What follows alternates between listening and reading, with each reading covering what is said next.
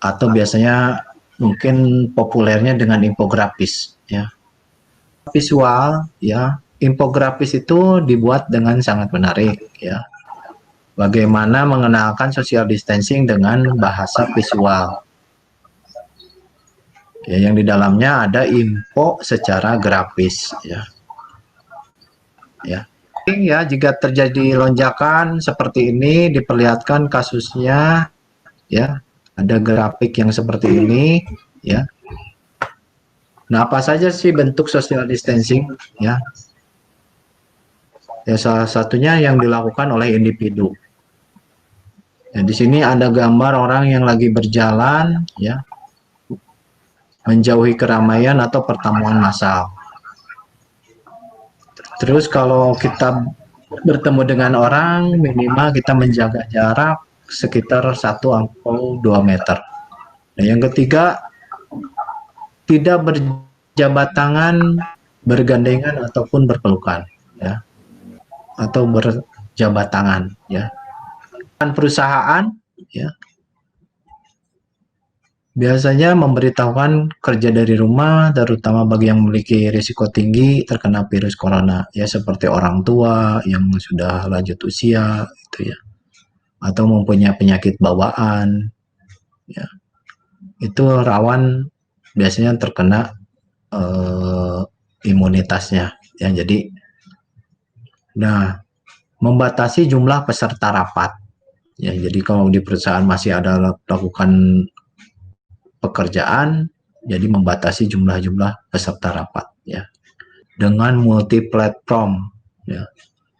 Mulai dari WhatsApp, Google Meet, Zoom ya.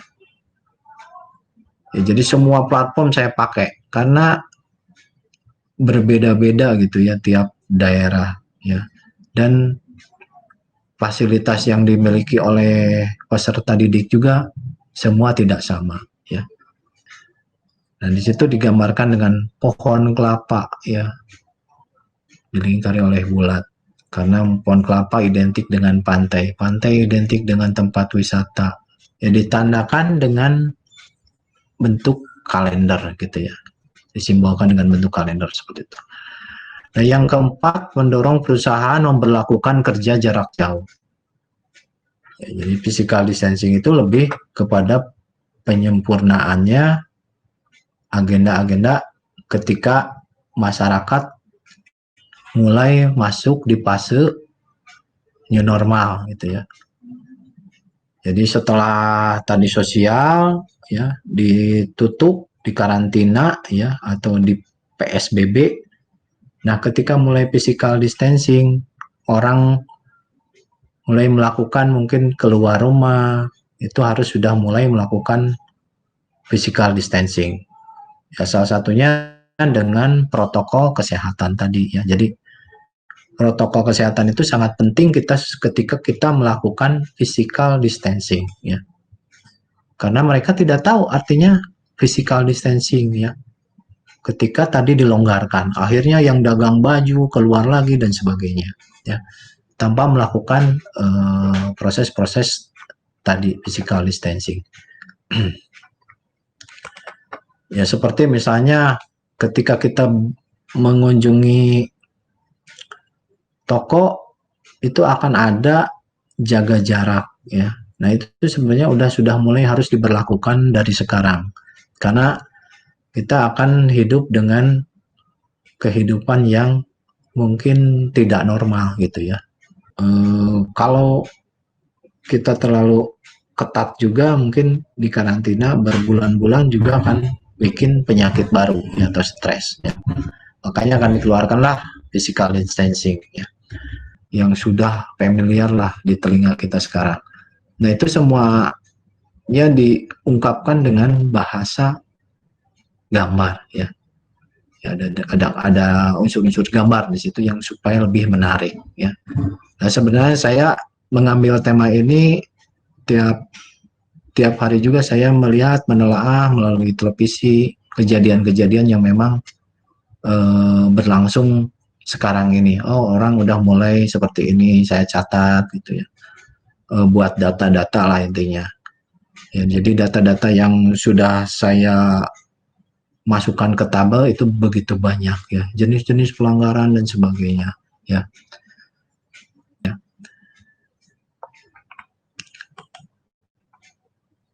Nah, hubungannya apa ya dengan keilmuan saya gitu intinya ya. Bapak bercerita tentang tadi social distancing, physical distancing. Seperti saya jelaskan di awal, tadi di situ ada gambar, ada font, ya, ada warna dan sebagainya. Nah, saya ngambil desain komunikasi visual, ya. Nah, jadi yang saya ambil desain komunikasi visual. Makanya tadi saya ungkapkan di atas ada beberapa infografis yang memperlihatkan dengan bahasa visual yang menarik gitu intinya. Nah, unsur-unsur apa aja yang ada di dalamnya? Ya, dalam buku desain komunikasi visual terdapat 6 unsur ya yang bisa dipelajari ya. Nah, salah satunya adalah garis ya. Unsur desain grafis yang pertama adalah garis yang merupakan unsur dasar yang menghubungkan satu titik ke titik yang lainnya ya. Nah, jadi menghubungkan satu titik ke titik yang lainnya ya. Jadi itu unsur garis ya. Segala sesuatu yang punya lebar, tinggi, dan diameter dapat disebut dengan bentuk ya.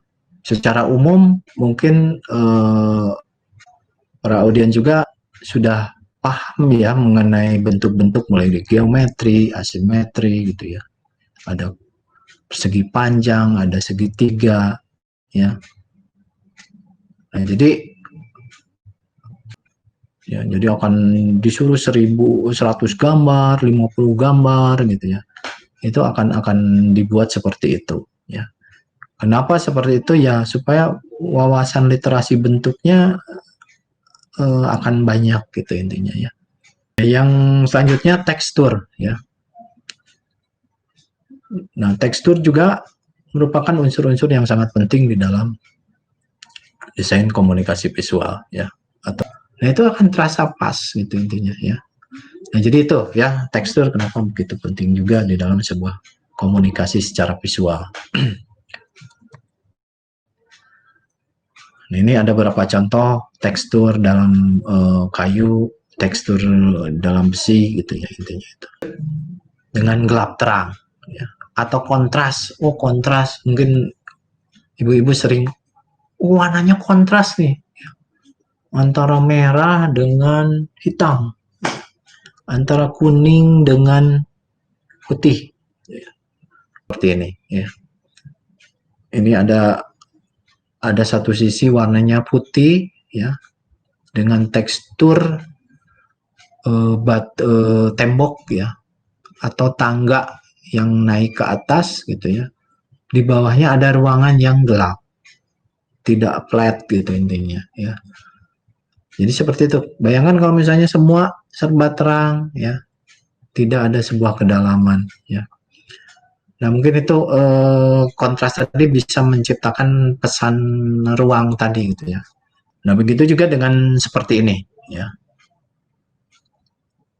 Mungkin ini permainan dari gradasi warna ya. Enak, ada iramanya ya.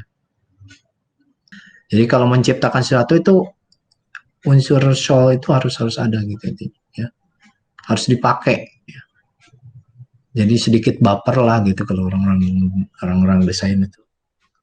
Ya, karena memang dilatih untuk peka tadi, kepekaan tadi dilatih terus ya. Jadi kepekaan itu harus dilatih ya.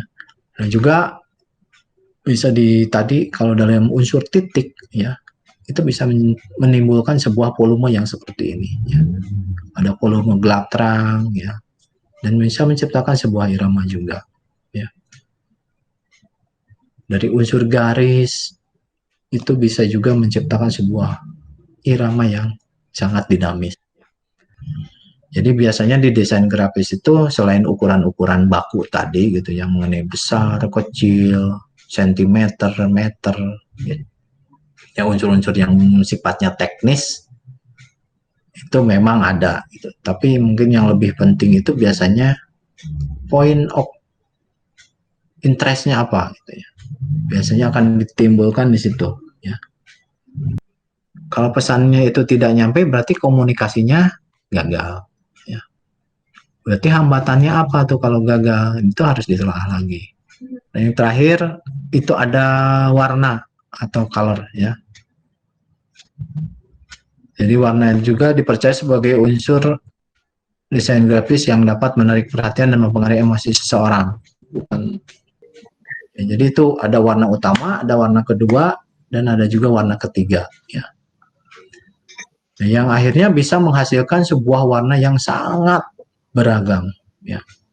Turunan warnanya banyak sekali. Ya. Nah itu dari percampuran warna-warna yang ada tadi. Ya.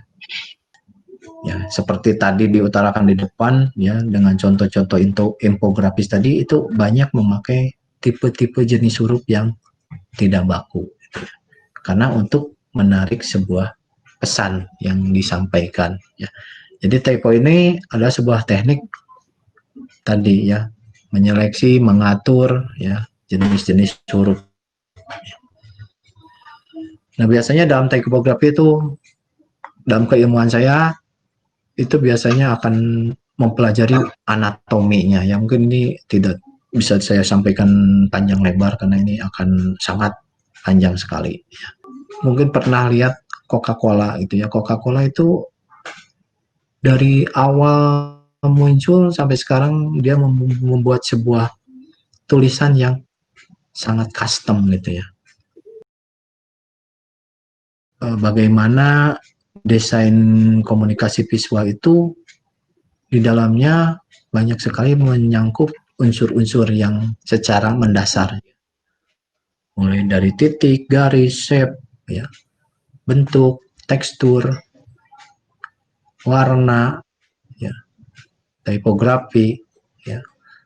Jadi itu unsur-unsur yang memang terlibat di dalam sebuah keilmuan yang namanya desain komunikasi visual atau desain grafis lah pada umum. Silakan.